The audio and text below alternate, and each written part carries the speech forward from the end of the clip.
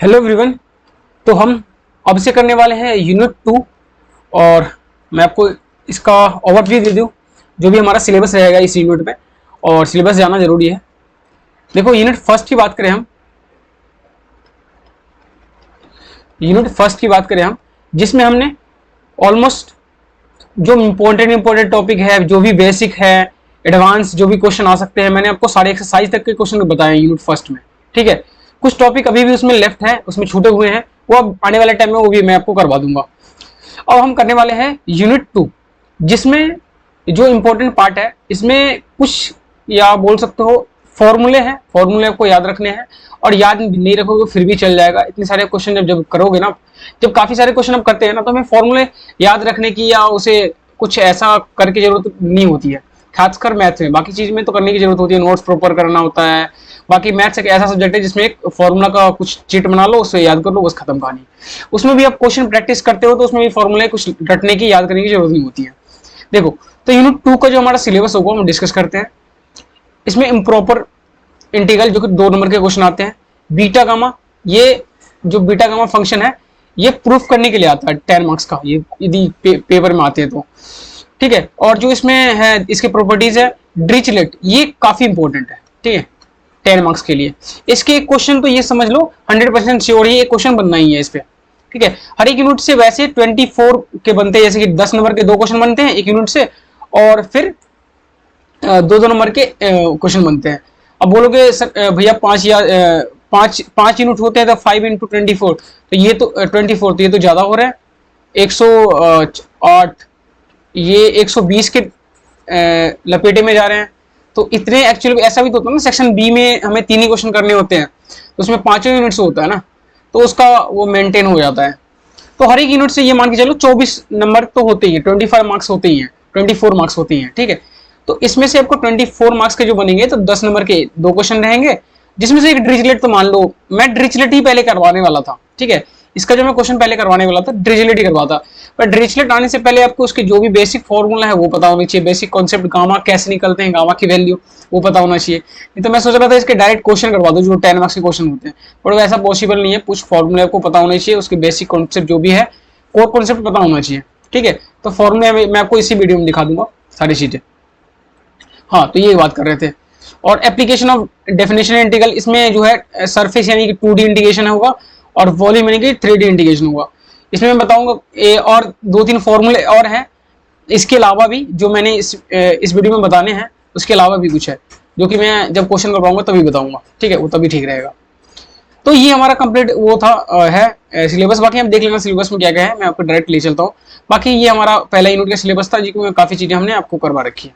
ठीक है, तो हम चलते हैं कुछ फॉर्मूले के ऊपर डिस्कशन करते हैं। देखो, इसमें बात करें हम तो देखो गामा एन और हाँ, फॉर्मूले दिखाना के मेरा ये पर्पज नहीं है, जो सिर्फ ये समझ लो जो होते हैं ना रूबरू करवाना किसी चीज से, किसी चीज को दिखा देना। हाँ, सिर्फ हमने हल्के में कुछ देख लिया था, आंख बंद करके हाँ सपने में देख लिया था, ऐसा मान के चलो। मैंने ये फॉर्मूला आपको याद करने के लिए नहीं दिखा रहा हूँ। ठीक है, मैं ये समझा रहा हूँ जो ऐसा कुछ फॉर्मूला आपने देखा है, जब क्वेश्चन में आप करोगे ना तभी हम सारी चीजें बताएंगे। ठीक है, अभी आपको याद रखने की जरूरत नहीं है, कहीं लिखने की जरूरत भी नहीं है। ये पीडीएफ में कोटस पे टेलीग्राम पे भेज दूंगा, तो बस एक बार देख लो ये फॉर्मूला कैसे दिखते कैसे हैं। ठीक है, आपको दिखता कैसा ये फॉर्मूला, ये याद रखना है। ठीक है, बाकी मैं क्वेश्चन कराऊंगा तभी याद होगा। मैं कभी नहीं बोलता किसी भी इसमें वीडियो में जो आप क्वेश्चन को याद करो, इसके फॉर्मूले की याद करो, नहीं।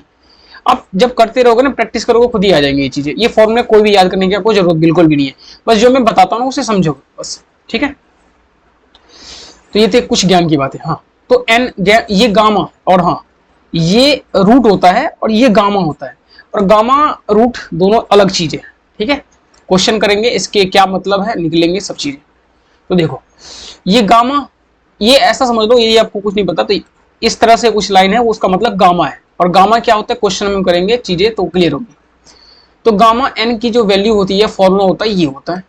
ठीक है, e⁻⁻x इस तरह से चीजें होती है। मैं इसको भी आगे डिटेल में नहीं आता। ये होता है गामा n+1। इसे हम क्या लिख सकते हैं, n इंटू में गामा n। और इसके मैं एक क्वेश्चन अभी प्रैक्टिस करवा दूंगा आपको। ठीक है, और ये n+1 लिखा है गामा में, तो उसको हम n फैक्टोरियल लिख सकते हैं।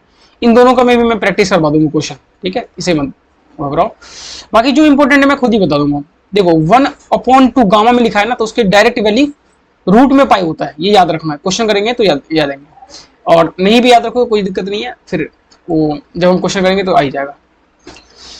तो और जो ये क्या है बीटा, ठीक है, mn, बीटा mn जो है ये x की पावर m-1 1 - n n-1, ठीक है, dx, इस तरह से चीज है।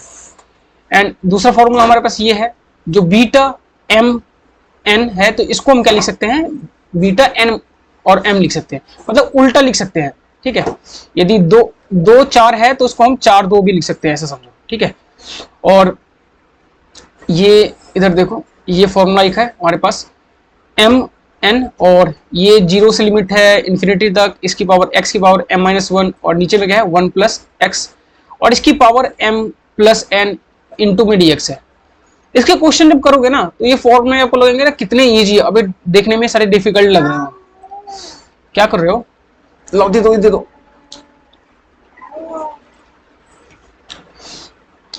ठीक है। तो ये रहा, और भैया पढ़ाई कर रहे हैं, जाओ आप। हाँ तो ये हो गया, सॉरी फॉर डिस्टर्बेंस। तो ये था हमारा, ये आगे आ जाओ। तो ये देखो, ये एक फॉर्मूला मेरे पास, ठीक है, एक ये फॉर्मूला याद रखना नहीं, देख लो बस, एक ये फॉर्मूला देख लो और एक ये फॉर्मूला देख लो, ठीक है। मैं किसी को भी नहीं कर रहा हूँ, जो कोई अभी के भी याद करो, अभी के भी याद करना जरूरी है, बस फॉर्मूले देख लो, ये फॉर्म में कुछ है। और मैं जैसे मैं बताया था आपको, एक ये बताना था इसका एग्जाम्पल, एक ये था n+, यदि क्वेश्चन में कैसा लिखा हो ना, क्वेश्चन में डायरेक्ट समझाता हूँ। देखो क्वेश्चन लिखा होगा जैसे कि 5/2, ठीक है, इस तरह से लिखे होंगे, ये गामा में। तो इसे सॉल्व करने के लिए आपको क्वेश्चन में बोलेंगे तो कैसे सॉल्व करोगे इसे। हमने आपको एक फॉर्मूला भी जस्ट बताया है, जो गामा n+1 लिखा है, तो इसको लिख सकते हो आप n, और ये रूट नहीं है, गामा है, ठीक है, ये n इंटू गामा लिख सकते हो। देखो तो क्या मैं इस 5/2 को ऐसे लिख सकता हूँ, 5/2 को जगह पे 3/2 कर लूँ और +1, और ये रूट में समझ लो, ठीक है, बातों पे ध्यान देना, ये गामा है। तो ये देखो सही से देखोगे तो ये यही नहीं लग रहा क्या, देखो ये हमने इसे इस फॉर्म में चेंज कर दिया, जब इसे सॉल्व करेंगे प्रॉपर तो क्या आ जाएगा, यही चीज आ जाएगा। और फिर क्या कर लेंगे हम इसे 3/2, और ये n की वैल्यू हमारे पास है, ठीक है, n की वैल्यू ये होगी, और इसमें देखें हम इसमें पुट करें डायरेक्ट, तो हम लिख सकते हैं 3/2, और यहाँ पे लिख सकते हैं 3/2। इस गामा को 3/2 को क्या लिख सकते हैं, फिर एक बार और रिड्यूस करके लिख सकते हैं 3/2, और इसको लिख सकते हैं 1/2 + 1, फिर वही चीज आ जाएगा। अब देखो इसे फिर लिखना है हमें, तो ये अब n हो गया, तो 3/2, और यहाँ पे इंटू में 1/2, गामा 1/2, फिर यहाँ पे लिख सकते हैं +1, फिर ये चलता ही रहेगा, ठीक है, आगे चीजें हम करेंगे। और एक चीज और बता रहा था आपको, और लिखना है, मान लो ऐसे लिखा है, गामा में 6 लिखा है, तो इसे लिख सकते हो, एक कम कर लो, इसे लिख सकते हो 5 का फैक्टोरियल, ठीक है। गामा 7 लिखा है तो इसे 6 का फैक्टोरियल लिख सकते हो। फैक्टोरियल कैसे सॉल्व करते हैं, 6 × 5 × 4 × 3, चीजें हम पहले भी पढ़ रखे हैं। गामा 8 लिखा है तो इसको लिख सकते हैं 7 का फैक्टोरियल, और 7 × एक कम कर लिया, 6 × 5 × 4 × ऐसे चलेगा, ठीक है। तो ये था कंप्लीट डिस्कशन आज का। तो आने वाले टाइम में इस पर काफी सारे क्वेश्चन लगाएंगे, ठीक है।